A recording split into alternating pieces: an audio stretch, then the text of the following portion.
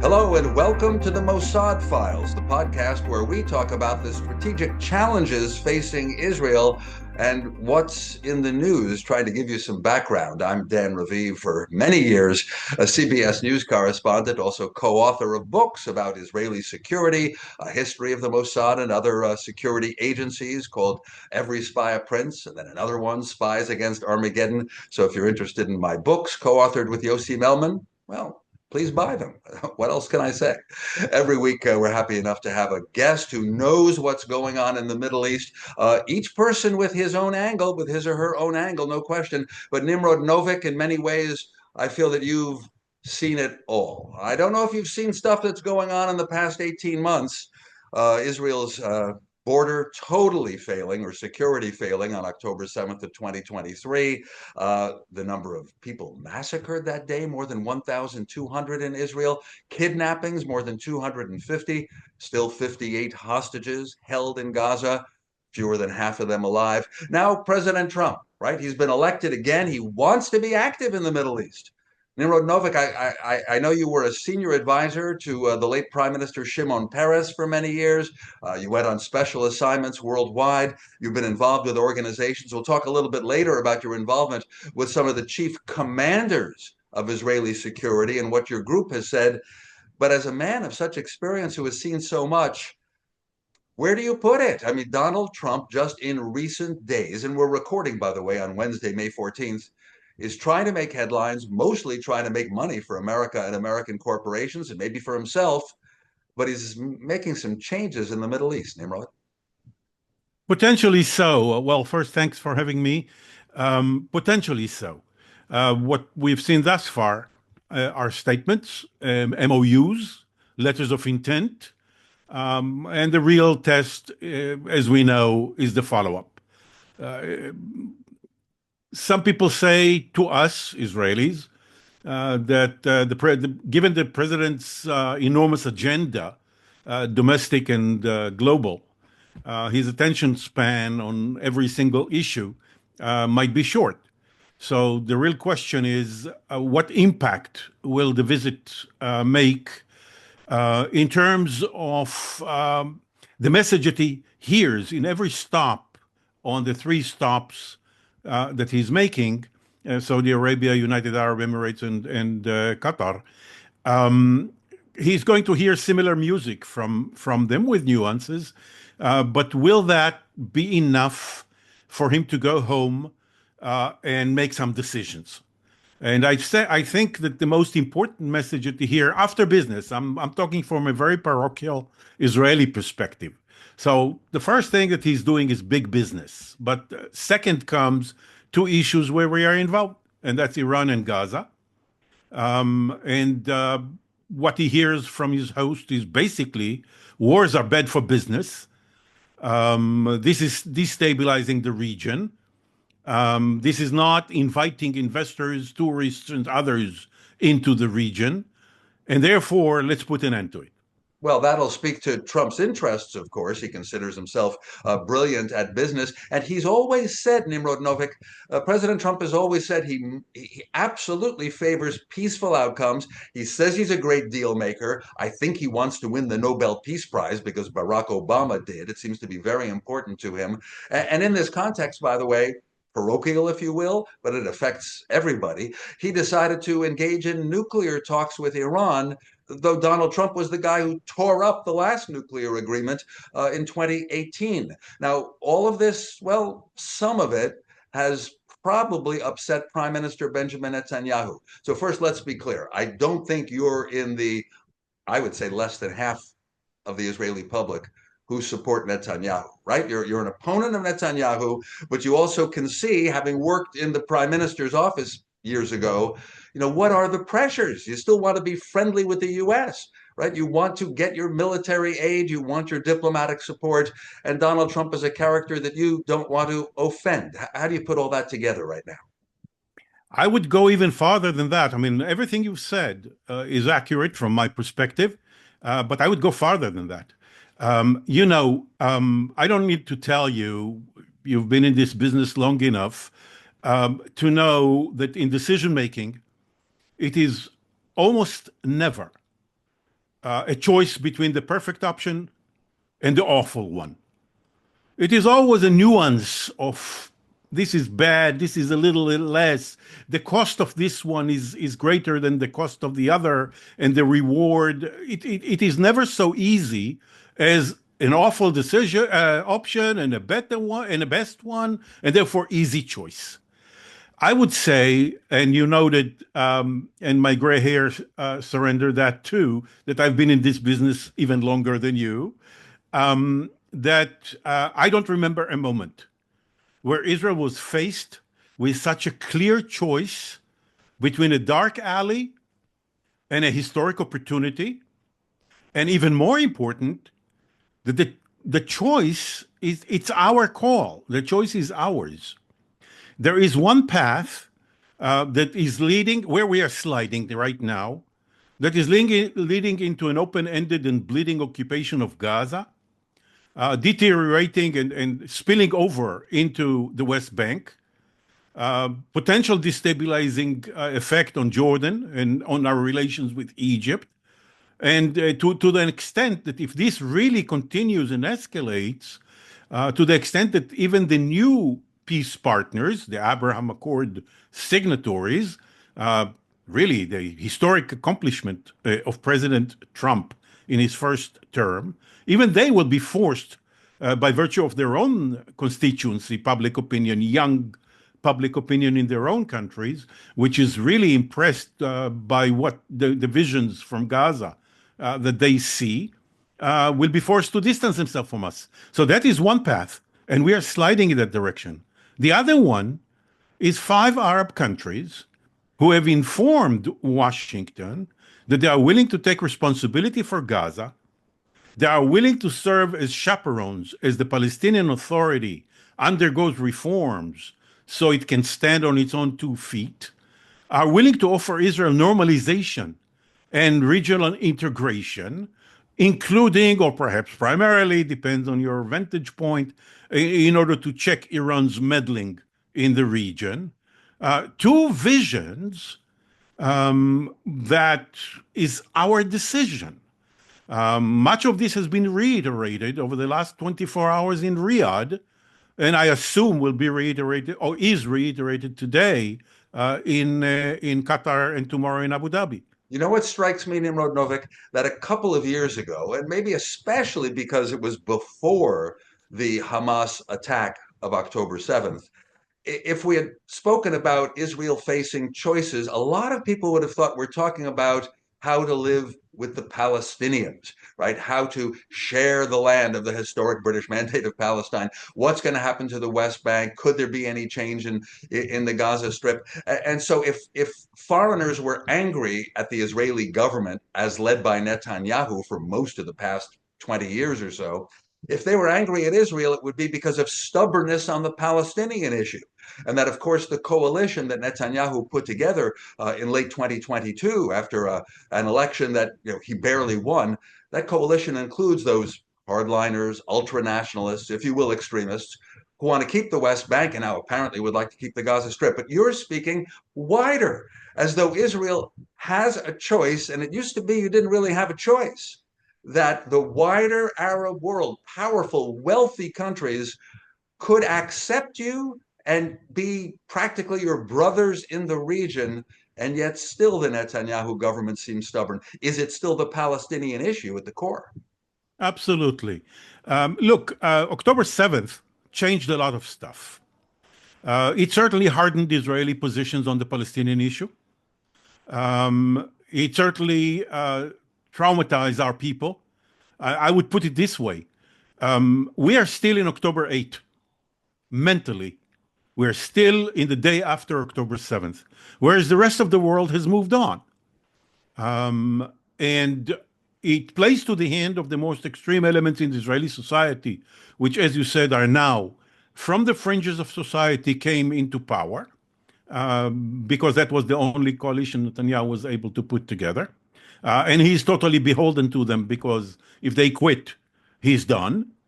And therefore, they call the shots on Israeli policy. And as you noted, it's a combination of Jewish supremacists who and messianic annexationists who are running the show right now. And as you said, it is less than 50% of the Israelis today. It is by all public opinion polls for months. 70% of the public do not share the priorities of the government, want the war to end in order to bring the hostages home. And if there is a residual Hamas problem to deal with, do it afterwards, but first bring the hostages home. But what happened to the region, which also is a mega change, is even those in the Arab world who are remote from the Israeli-Palestinian arena and therefore didn't really care much and got really tired of Palestinian politics, which are less than impressive. The Palestinian Authority is not a model that Arabs look up to, quite the opposite. Even those suddenly realized that what happens in Gaza doesn't stay in Gaza.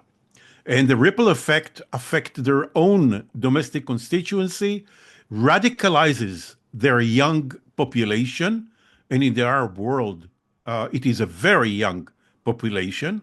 And therefore, suddenly they realize that just looking the other way affects their own interests, especially those like the Crown Prince in Saudi Arabia, known as MBS, Mohammed bin Salman, or the leader of the United Arab Emirates, MBZ, Mohammed bin Zayed, who both launched very ambitious domestic reform programs and economic development programs. They both call it 2030, Vision 2030.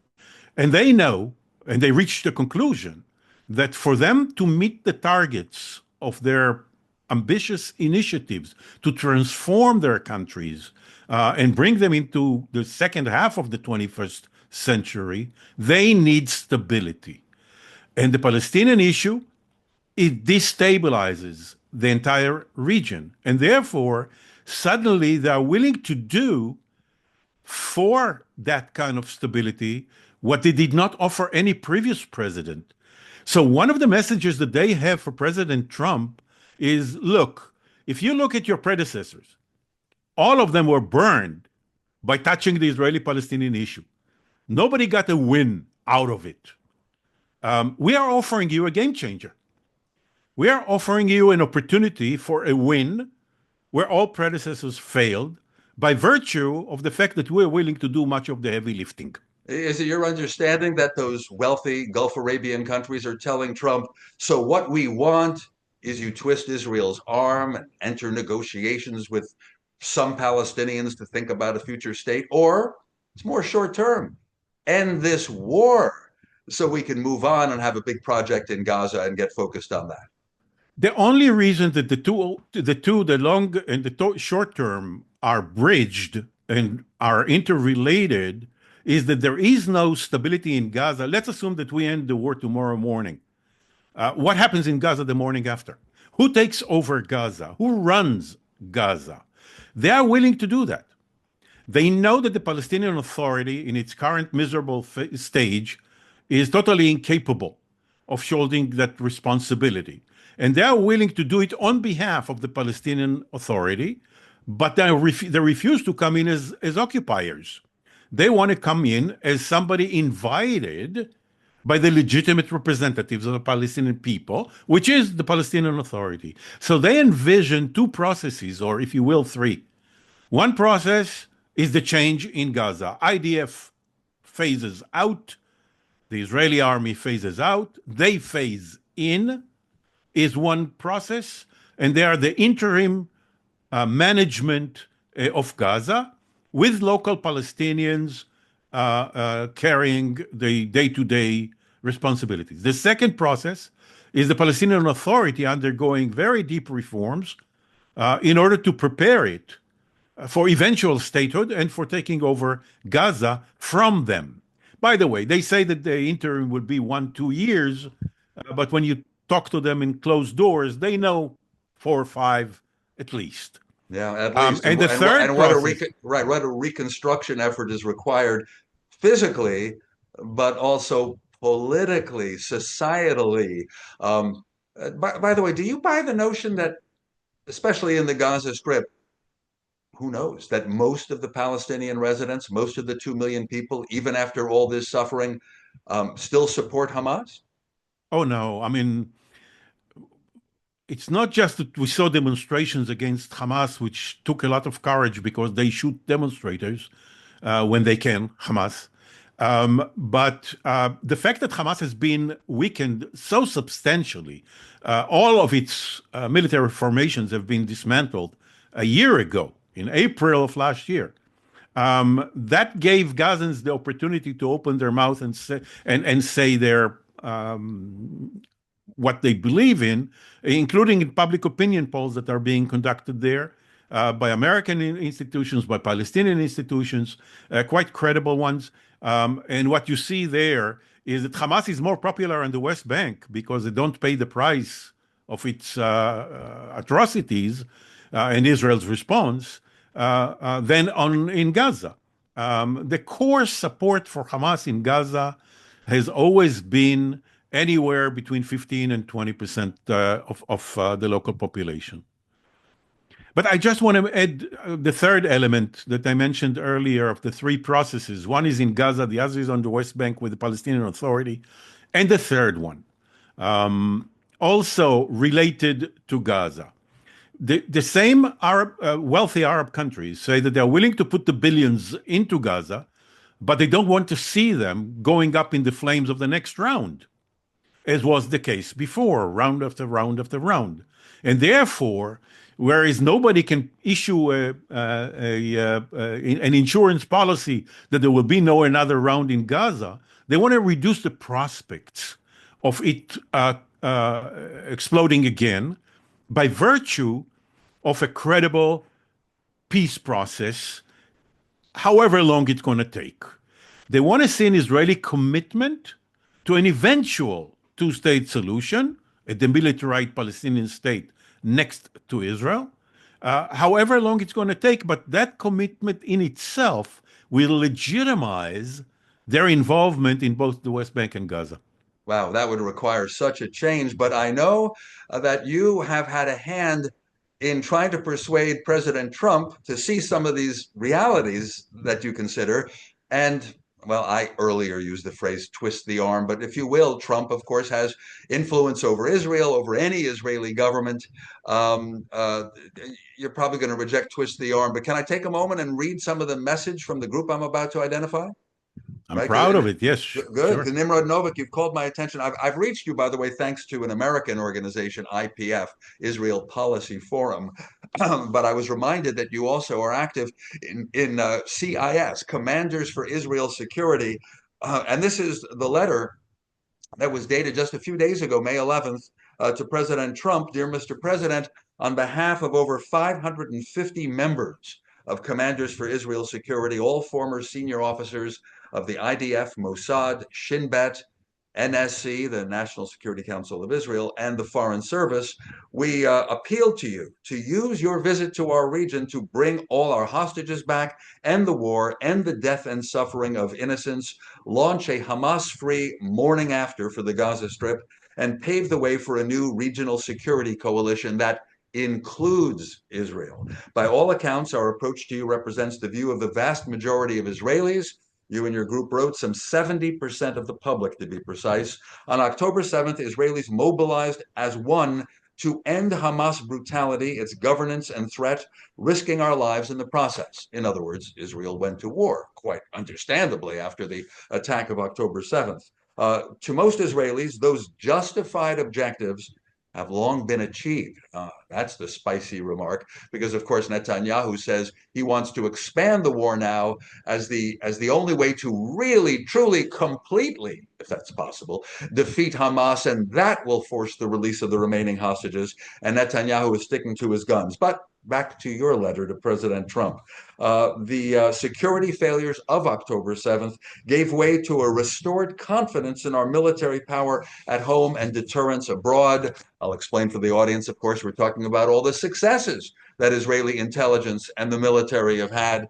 Of course, a rapid defeat of Hezbollah with exploding pagers and walkie-talkies, and finding and killing through a huge airstrike in Beirut Sheikh Nasrallah, the head of Hezbollah, and then finding the political leader of Hamas, Haniya, and killing him in, of all places, the capital of Iran. I mean, and more. When Iran dared to fire ballistic missiles and drones at Israel with help from the Americans and other allies, just about all the incomings were shot down twice. And Israel's response seems to have greatly weakened Iran's air defenses, as we know. Okay, you wrote to Mr. President, to Trump, we share your view that military power alone does not resolve conflicts, nor does it secure long-term stability. The time for diplomacy is long overdue. Indeed, the Gaza war no longer serves Israel's national objectives. So I can't underline enough that this letter to Trump doesn't represent the Netanyahu government view, and he'll know that.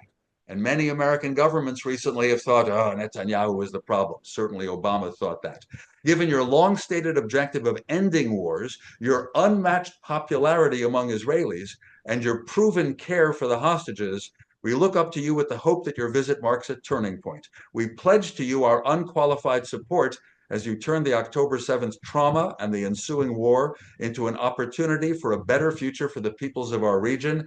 And this is signed by former Mossad chief Dani Yatom and former Shin Bet and Navy Admiral Ami Ayalon. We could go on. Ephraim Snan, names you know, Matan Vilnai. I mean, really big people from the many years of Israeli security. And so how do you think it'll be received, especially after Trump had these inputs of the past few days, including the emotion that his friend Steve Witkoff, as hostage negotiator, has had in arranging the freedom of the last remaining U.S. live hostage, Edan Alexander? Wow, Witkoff and his assistant, Adam Bowler, were so involved. Witkoff gave Edan Alexander a sentimental necklace that Steve Witkoff, who is a real estate billionaire, by the way, friend of Trump, he's so sentimental about this. He gave it to Edan Alexander, said, here, this was from my son who died about 20 years ago. Wow. And so, Witkoff's not playing games just to win hearts. That part of it is absolutely genuine, don't you think? Absolutely. We were so moved by that gesture that came really from the heart. Look, there was no there's no doubt in the Israeli public writ large that this administration is sincerely committed to bringing back the hostages, and not just the ones that have American passports, dual citizenship, but all of them, all the remaining 58. And They're I know it's working been very painful. It's been painful for the other hostage families, doing many media interviews saying, oh, and some of them, by the way, say, I have a German passport, a Hungarian passport, you know, that of their grandparents, often pre-Shoah, pre-Holocaust. But if only we had a U.S. passport, Trump would have done this. But you're listening to what Steve Witkoff says and what Trump has said as to to a the passing last one, microphone. Yeah. to the last one. Hmm. And that commitment is not doesn't go unnoticed among Israelis, and reinforces the sense that this administration has Israel's best in heart.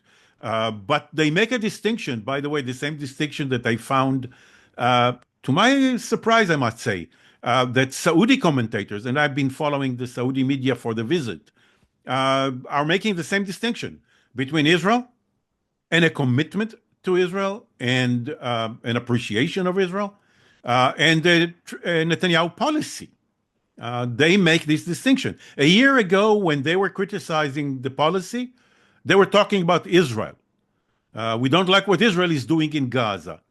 Today, they're talking about Netanyahu, who represents a minority, an extreme minority in the Israeli population. Okay, but so that gives hope to commentators like that, and maybe to you, and maybe it's almost the only hope that Netanyahu has to call an election by the autumn, by the fall of next year. He doesn't seem in any rush to call an election before that. So you still have to cope with Netanyahu within the parameters of his coalition. And I'll add that though your group's letter to President Trump doesn't slam Netanyahu by name, it does speak about the aggressive annexationist policy on the West Bank, which has included, of course, a lot of Israeli military and Shin Bet action and a lot of killings of Palestinians. But so all in all, would you agree? The hope is only October, November of next year. Not necessarily. Again, we're coming back to the same moment of truth, potential moment of truth. If President Trump comes back home and basically says to himself and to the team, those Arab leaders make sense. We got to end this thing. If he chooses to end this thing, the war in Gaza, and to change the dynamics here in order to open the opportunity, as you noted, also for a Nobel Peace Prize when Israel and Saudi Arabia are normalize relations, and war is over and the region is transformed, including, and you must have heard him urging President Shara of Syria to normalize relation and join the Abraham Accord, and he's doing the same with Lebanon. Thus far, these are declarations. And as we noted at the outset, will there be a follow-up? If there is a follow-up and a serious American decision to go for this changed course, we might have an early elections in Israel. Okay, I got it. It could be that Netanyahu By the way, no other choice, has to keep the U.S. alliance, of course, and that becomes his explanation to turn to the people in a way that will please most of the people. Yeah. By the way, history is on the side of early elections because no government in Israel for the last 50 years lasted its term. Yeah, it would be very unusual indeed if he does wait till the autumn of next year. And now that things are changing and so dynamic, you see that possibility. Well, this has been some tour of the horizon, and I'm not sure we got to everything. But that's what it's like. We're recording again on Wednesday, May 14th. I just want to say that because things may change by the time you watch this or hear this. But thank you, and I hope we have you again. Nimrod Novik, so experienced for many years, a special advisor to the late Prime Minister Shimon Peres, to the Israeli government all over the world, commanders for Israel's security. That's where that letter to Trump came from. So let's look for more developments, and let's look, if possible, for a little good news. Nimrod Novik, thanks for being with us. Thank you for having me. Looking forward to the next one. And just a final word until next week. I'd be remiss if I didn't do a little plug, say a little something about a new book that I have written with a very, very senior and respected professor of social psychology, Arya Kruglansky. The name of the book is The Quest for Significance: Harnessing the Need That Makes the World Go Round.